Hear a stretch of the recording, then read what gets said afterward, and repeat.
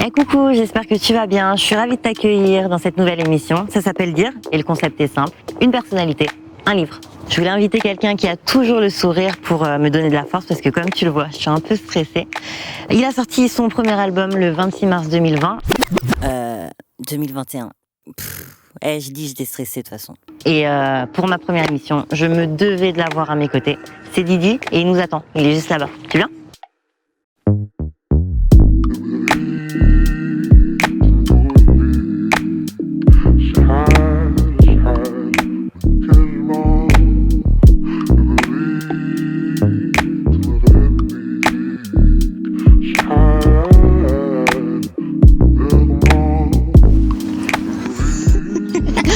Coucou. Ça y est. Ça va ? Ouais, nickel, ouais, et toi ? On y est. Ça y est. On y est. Ça y est, tu es là. Merci beaucoup pour ta confiance. Tu sais à quel point Dire ça me tient à cœur. Ça sort tout droit de ma tête. Donc franchement, merci encore une fois de te lancer à chaque fois dans mes bêtises, de me suivre à chaque fois les yeux fermés. Merci à toi de me le proposer. Tu sais très bien, moi ça me fait autant plaisir qu'à toi, voire plus. Merci beaucoup. Pour ceux qui connaissent pas encore le concept, on va aller même un peu plus loin. Dire c'est l'anagramme de read en anglais. On va diviser en fait l'interview en 4 parties.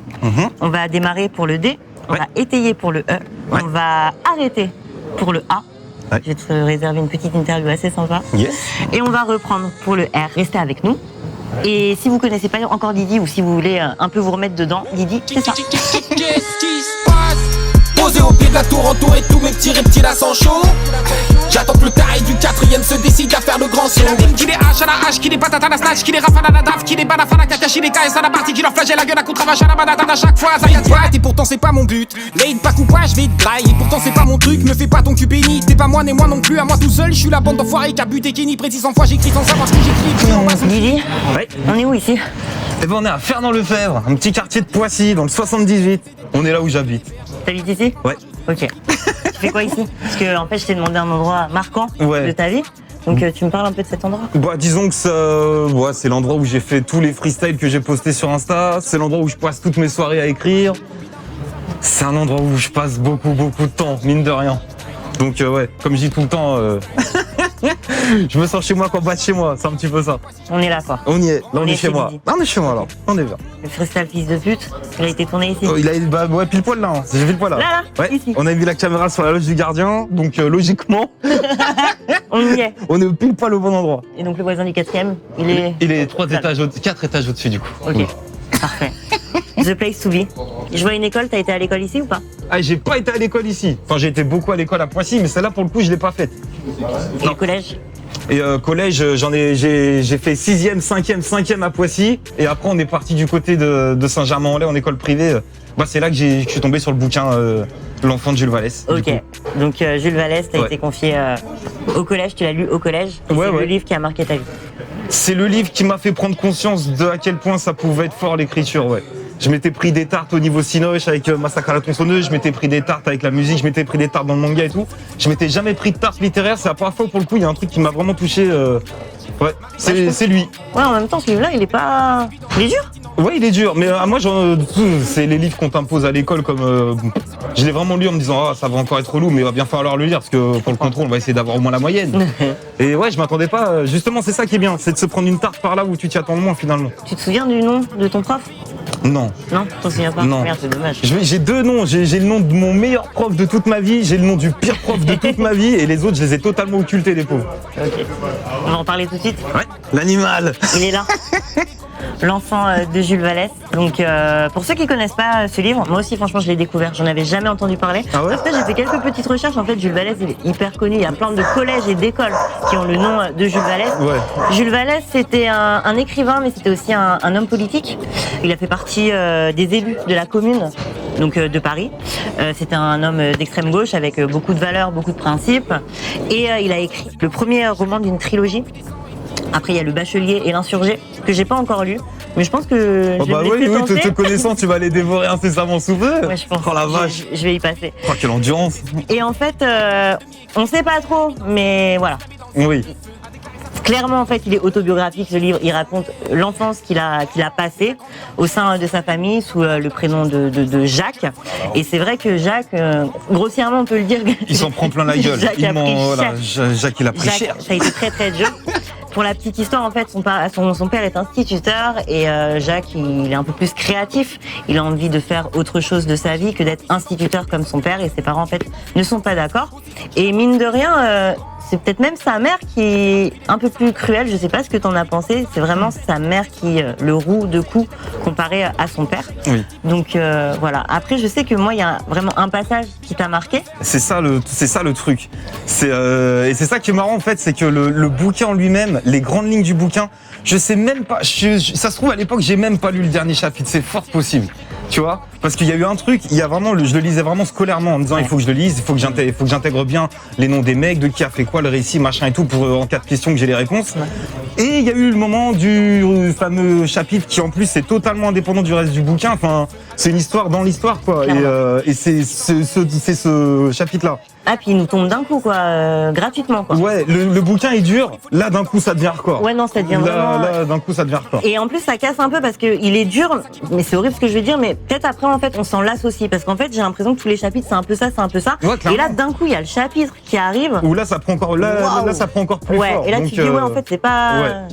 C'est pas un jeu, c'est pas drôle du tout, quoi. Bah moi c'est vraiment ça et c'est vraiment l'effet que ça m'a fait, c'est que à l'époque j'avais vu des trucs hardcore, j'avais écouté des trucs hardcore, mais j'avais jamais lu avec juste des mots, un truc où il y avait même pas d'image, un truc hardcore. Et là pour le coup c'était vraiment. Non, c'est vrai que ce chapitre est choquant. On en reparle ? Ouais, à fond. Parfait. Et je te propose, on va faire une petite pause, tranquille. Oui. Arrêtons. Calmons-nous. On va se faire une petite interview personnalisée. Ouais. Et vu que tu m'as choisi l'enfant de Jules Vallès, on va faire une petite interview sur l'enfant, les fils, les progénitures. Ouais. Ça te va? Ouais. Genre, je sais pas, Didi, c'est quoi la dernière gaminerie que t'as faite? Tu t'es dit, non mais quel gamin, tu sais, tu t'es regardé, tu t'es dit, quel gamin. Ouais, instinctivement je pense à la musique, mais en vrai, ouais, mais en vrai quand même, je suis quand même un gros geek. Hein. Je joue quand même pas mal et bon. Ouais, rien que le dernier confinement et tout, ouais, ça a crié. Ouais. Ouais, ah oui, mais j'aime bien gueuler, moi. Genre, tu joues combien de temps? Non, c'est pas vénère. Non, c'est pas vénère. Mais ah, on va dire que c'est intense. C'est court mais intense. Des sessions courtes mais intenses. Genre, vas-y, combien de jeux? Là, pendant le confinement? Non, mais là, en tout, genre chez toi, là. Si on monte chez toi, il y a combien de... Oh putain, beaucoup trop. Ah ouais, beaucoup trop. J'ai pas le chiffre, mais je sais que c'est beaucoup trop. C'est On ira beaucoup voir trop. ça après. Ouais, bah, si tu veux. Depuis ton freestyle fils de pute, Ouais.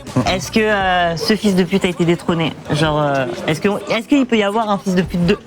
Ah non, en tout cas pas de ma part. Hein. Pas de ma part. S'il y a un mec qui trouve suffisamment de trucs pour en faire un deuxième, grand bien lui fasse. Ah ouais, je serais le premier à l'écouter pour vrai. Parce que moi j'ai vraiment fait le tour du truc. Oh, puis à la base c'est un mec qui m'a dit ça. Tu sais, après c'était le temps de le digérer, c'était ma façon à moi de le digérer. Mais ça y est, c'est digéré là. C'est bon? Ouais, il n'y en a pas eu un autre, Non. Ah non, je suis assez épargné hein, depuis quelques temps, honnêtement, sincèrement, quand bien même j'essaierai d'en trouver, c'est pas évident. En ce moment, tout le monde est cool avec moi, moi. Vraiment. Donc bon. Et en parlant de ça, tu préfères être le fils de Zemmour ou être un fils de pute? What? Je te vois en train d'essayer de. Tu sais, je te vois en train d'écrire la question là. Ouais, j'ai essayé, je me suis chopée. Oh, fils de pute, clairement. Mais clairement. C'est bon, t'as acté, fils de pute. Pour toi, et surtout en plus maintenant depuis un an en tant qu'artiste, être enfant de star, c'est une chance incroyable ou une place maudite? Ouais, ça dépend quelle star, hein. Ça dépend quelle star en vrai. Parce que bon. Tu vois? Non, mais il y a être enfant de star. Enfin, t'as vu, on a l'exemple du fils de Pardieu où ça a été très compliqué. Mais en même temps, ça a l'air d'être une personnalité compliquée, Gérard Depardieu. Donc, ouais, ça dépend. Mais vraiment, tu vois, en tant qu'artiste, parce que la plupart du temps... enfant d'artiste, non. Parce qu'enfant d'artiste, en vrai, enfin, tu vois, t'as des gadgets, ils chantent dans la rue, ils chantent dans le métro, c'est des artistes. Être enfant de ce mec-là, c'est comme être enfant de n'importe qui. C'est plus être enfant de quelqu'un qui est grave exposé médiatiquement, et ça va être plus chiant. Mais si t'as des parents, ils te préservent de ça, t'as des parents, ils te donnent en pâture à ça, ça dépend. Ouais, mais tu vois, tu sais, des fois, rien qu'avec ton nom de famille, c'est compliqué, tu vois, parce que les gens, ils prennent pas au sérieux, en fait. Et tu peux être oui, l'artiste puis forcément, t'es associé à ce nom de famille-là. Si ce nom de famille-là, ça évoque des trucs horribles, tu deviens quelqu'un d'horrible, et voilà, inversement. Mais Toi, ça t'aurait aidé ou pas? D'avoir Non. des parents hyper connus pour te mettre peut-être plus facilement dans la musique? Non, je crois pas, moi. Moi, vu que je vois comment je suis, mine de rien, je suis quand même assez timide et tout machin. Rien que ça, rien que le fait qu'on m'aurait dit dans un an tu vas être exposé, en gros tu seras dans le rap et machin, j'aurais été en panique totale. Heureusement que ça m'a un peu tombé sur le coin de la gueule sans prévenir, parce que ah ouais, clairement. Donc j'ai du mal à me projeter dans ce truc-là.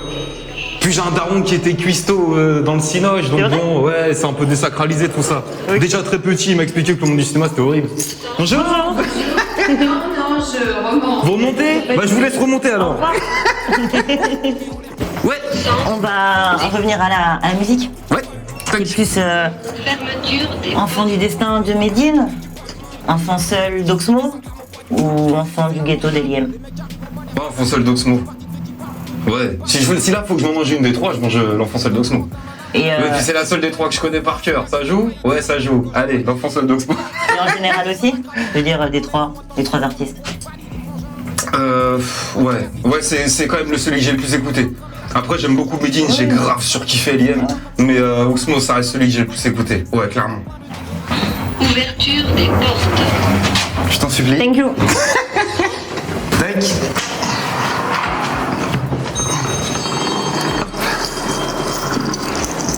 Tac.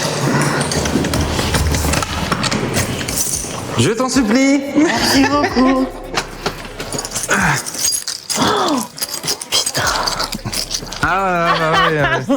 Ah, on bouquine pas beaucoup, mais. T'en as combien? Ah, je sais pas. Oh, faut jamais compter. Oh non, faut pas compter. Incroyable. 1000? 2000? Bon, les contrats au prochain déménagement, on verra. Tu me diras, je vais Ouais, savoir. grave. Je suis grave curieuse. T'es un grand cinéphile? Ouais. Tu regardes combien de films par, je sais pas, par semaine? Bon, j'en regarde un par jour. Un par jour? Ouais. Ok. Et c'est quoi le film de ton enfance? Oh non, il y en a trop. Non, il y en a trop. Pour des raisons totalement différentes. Vas-y. Déjà, j'adore tous les films de Fincher. Même Alien 3, hein. De Alien 3, Fight Club, Seven, j'adore les films de Fincher. Les films d'Helen Lauter, les Brain Damage, les Basket Case 1, 2, 3, les Sex Addicts, tout ça, j'adore ces films-là. Mais ouais, c'est pareil, j'ai une culture bis niveau cinoche.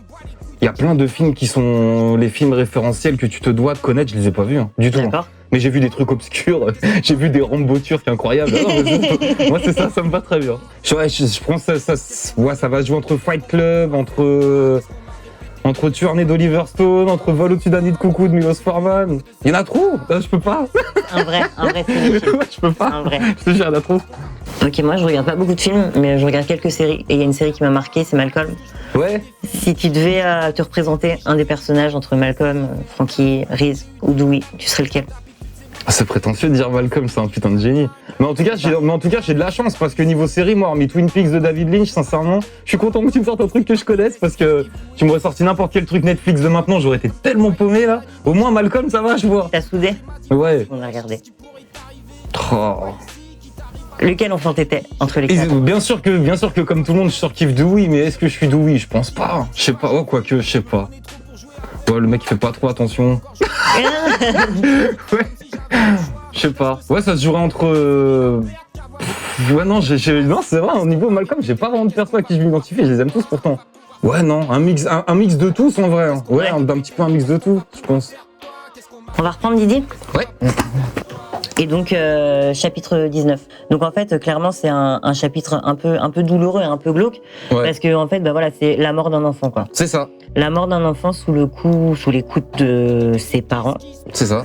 Donc on disait ça tout à l'heure, tout le long du livre, c'est vrai qu'il y a une maltraitance sur l'auteur, jusqu'au point où en fait, ouais, on se rend compte, enfin c'est bête, hein, mais en fait en lisant le livre, t'as tout le temps l'impression qu'il se fait battre, et en fait, limite on a oublié que ouais, on peut perdre la vie. Que ça va mal finir. Ouais, en vrai. Ouais, c'est ça le truc. C'est dingue hein, pour ça ce livre, c'est que t'en oublies ça. Et quand on revient sur ces chapitres-là, en fait, bah ouais, on tombe sur en fait la logique même de la chose, quoi. Ouais. Et ce qui est dur, je sais pas ce que t'en as pensé dans ce passage-là, c'est que bah clairement, on s'en fout, quoi. Je pense que c'est ça qui fait que ça te touche autant. Maintenant avec le recul, parce que là le fait que tu me l'aies remis sous les yeux et tout machin, Je m'en suis rendu compte que même d'un point de vue, parce qu'entre-temps, on s'en est bouffé des syndromes de Stendhal sur plein de trucs. Donc j'étais là, vraiment, je relisais le truc en me disant, ok, c'est ce truc-là qui m'a mis cette grosse teutard-là, machin et tout. Et en vrai, ouais, c'est ça, c'est le côté... raconter platement, sans gravité, enfin sans émotion aucune de l'auteur, tu vois, le truc, il raconte un truc horrible, avec un détachement total, et en vrai, c'est cohérent. C'est cohérent. Après, le détachement, enfin, ouais, il nous en parle. Enfin, je serais pas aussi radical que toi, parce que de ses yeux d'enfant, il est quand même choqué. Bien sûr, on te fait passer le truc comme quoi c'est horrible ce qui est en train de se passer. Ouais. Mais on te dit jamais c'est horrible ce qui est en train de se passer. Ouais, clairement. C'est ça le truc. C'est même logique, et c'est même les parents, en fait, quelque part, qui légitiment ce crime, en fait. C'est ça. Et encore, hein, tu sais, moi je te dis, moi c'est vraiment le ressenti que j'ai eu par rapport à ce bouquin-là, c'est qu'à l'époque, quand on nous l'a fait lire à l'école, quand on a eu du coup le jour du contrôle le lendemain là, et qu'il y a eu la question quel est le chapitre qui vous a le plus marqué, et moi ça m'a vraiment surpris, genre enfin ça c'est libre, c'est chacun son ressenti, tu peux pas, tout le monde peut pas être choqué par le même truc. Et donc à la fin du cours, comme ça pour faire le malin avec la prof, j'aimais bien faire le malin avec les profs. Et donc je disais c'est un peu con en vrai comme question, je veux dire, parce que là pour le coup tout le monde peut avoir bon. On peut pas te dire, moi j'ai été marqué par ce chapitre-là, bah t'es un con, c'est pas le bon, tu vois. Il y a pas de bonne ou de mauvaise réponse. Tu peux. Et la prof, elle avait dit, tu verras quand on rendra les copies. Et elle avait rendu les copies, on avait tous mis ce putain de chapitre, donc on avait tous bon, tu vois. Et ouais, ça m'a fait quand même prendre conscience du truc, de me dire, parce que en plus, t'as vu, comme je t'ai dit, moi je venais d'arriver à Saint-Germain-en-Laye. Oui. J'étais un petit peu le pauvre de la classe, t'as vu. Mais enfin, genre, il y avait plein de mecs différents, tu vois, dans la classe et tout, et on a tous été, mine de rien, tout le monde s'est pris une carte à ce moment-là. Ça vous a unis. Ouais, et moi je trouvais ça... Sans vous concerter en plus. En fait, moi c'est juste le côté, le mec il a réussi à écrire un truc suffisamment fort. Moi je pensais que j'avais été le seul à avoir été touché par ce truc-là. D'accord. Ou du moins que c'était pas un truc qui allait toucher toutes les sensibilités. Et dans la classe, tout le monde a eu bon. Ouais. Et ça m'avait vraiment mis sur le cul de me dire, on peut écrire un truc entre guillemets universel un peu, tu vois. C'était la première fois que j'étais là, genre putain la vache, c'est fou, il a mis tout le monde sur le cul. Le mec, il a mis toute la classe sur le cul. Alors qu'il est mort, puis tu vois. Ah non, mais clairement. C'est ça le côté qui m'avait, putain la vache, c'est fort. Après, c'est vrai que tu vois, quand tu m'en avais parlé, tu m'avais juste dit un chapitre. Ouais. Je savais pas lequel. Ouais. Et donc j'ai lu, et forcément je savais. Ouais, tu vois. En le lisant, c'est forcément mais ce chapitre. Mais c'est fort ça, parce que c'est pas comme si c'était un ramassis de merde ce qu'il y avait autour. Non mais clairement. Et c'est ça le truc qui est fort, c'est de réussir à faire émerger en plus un truc qui est indépendamment de l'histoire, vu que c'est vraiment un truc dans l'histoire. C'est vrai. C'est fort de te mettre sur le cul d'un coup avec, tiens en fait... En plein milieu. Ouais. Le mec il te raconte un gros truc et puis en plein milieu, ah au fait. Ouais. Et ce ah au fait là il te met sur le cul, après bon, je reprends. Et c'est pour ça que moi derrière j'ai eu du mal à me remettre dedans. Parce que ce truc là je m'étais pris une teutard et après de repartir dans le récit j'étais genre... Ouais, bah on va... La suite, après ce chapitre-là, la suite du bouquin, je l'ai lu en espérant me reprendre une tarte comme ça. Mais aussi parce que vu qu'il y avait le contrôle en approche, il fallait quand même essayer de... Sait-on jamais. Comment se finit le bouquin? Merde, tu vois. Donc on avait quand même essayé d'aller jusqu'au bout. Mais dans mes souvenirs, je crois que j'avais galéré à vraiment aller jusqu'à la fin. Oui, il t'a marqué. Ouais, mais par contre, ce truc-là m'avait vraiment marqué. Genre, c'est la première fois que je me suis pris une tarte à l'écrit. Et comment ça se traite ça justement après par la suite, parce que tu m'as dit que ça t'avait épaté le fait que de simples mots en fait, ça peut toucher à ce point-là, et donc ça t'a porté même toi quand tu t'es mis à écrire. On avait parlé de ça. Ouais, bah ça de toute façon je pense qu'inconsciemment ça joue. Ça c'est des je pense que même les trucs comme il y a RER sur l'album, ça c'est le genre de truc, tu vois. Oh, ça je pense que t'écris ça quand tu t'es pris des tartes un peu similaires avant. Ouais. Donc je pense que c'est pas précisément pour ça que j'ai écrit ça, mais je pense que ça a dû jouer dans le cheminement. Ouais, clairement. Ouais, je pense. Parfait. Et j'ai fait une petite sélection de livres qui m'ont fait penser à l'enfant de Jules Vallès. Donc on va en parler vite fait. Vraiment vite fait. Oui, je t'en supplie. Alors en lecture classique, j'ai pris Le Petit Prince d'Antoine de Saint-Exupéry. Parce que déjà ça parle d'un enfant, c'est vrai, mais même nous, en tant qu'adultes, quand on se replonge dedans, on récupère notre âme d'enfant directement. Ouais. Donc pour ceux qui l'ont jamais lu, et même pour ceux qui l'ont déjà lu, le fait de le relire, je pense que on voit plein de choses qu'on n'a pas fait attention. C'est Antoine de Saint-Exupéry. Ouais, Antoine de Saint-Exupéry. Mais on dit Le Petit Prince de Saint-Exupéry. Ouais. On devrait dire Le Petit Prince de Saint-Exupéry. C'est vrai. Bah ouais. Ah, c'est une bonne réflexion. C'est vrai, j'avais jamais... Ouais, bah je suis pas d'accord. C'est quoi les autres? Lecture un peu plus moderne, c'est Le Train des Orphelins de Christina Becker-Klein. Franchement, très très beau. J'ai eu une petite larmichette à la fin du livre. C'est aux États-Unis dans les années 30. Il y avait un train qui faisait qui sillonnait des États des États-Unis qui s'arrêtait à chaque gare avec dedans des orphelins.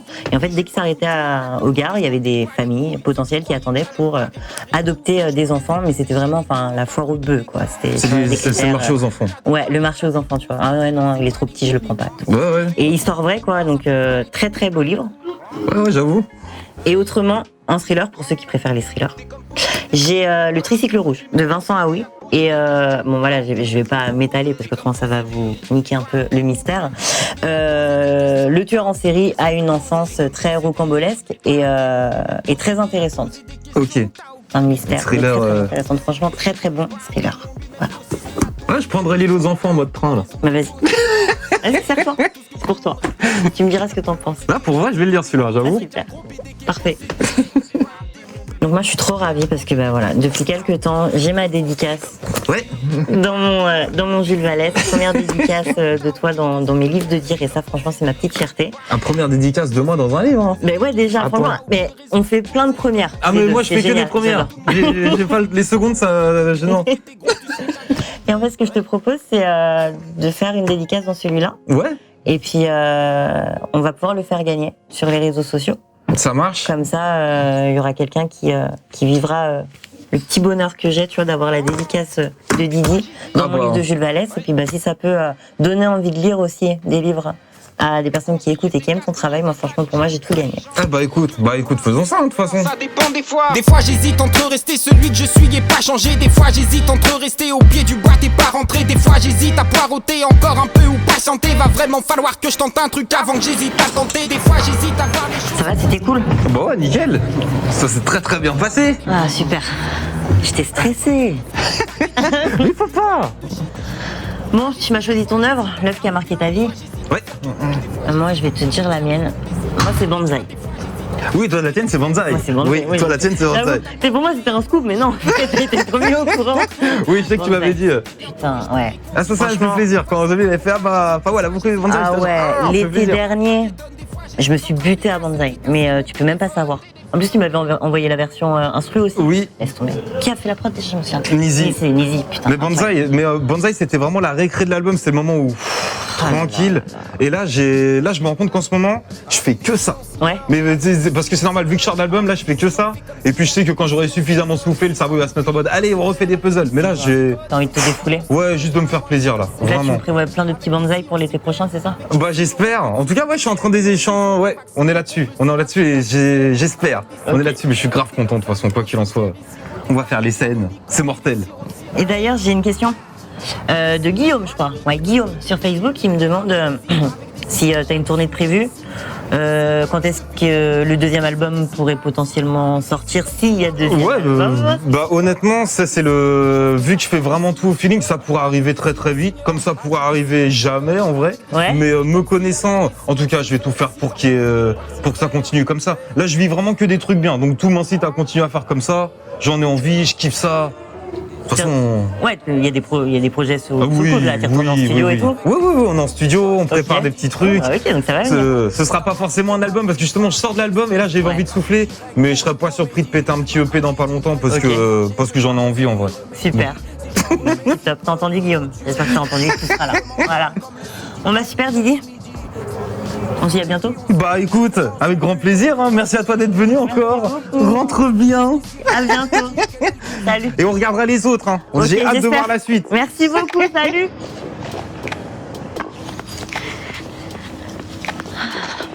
Ça t'a plu? Parce que moi j'ai adoré. Donc fais-le moi savoir dans les commentaires. Et puis on se voit pour la prochaine. C'était pas haut pour dire.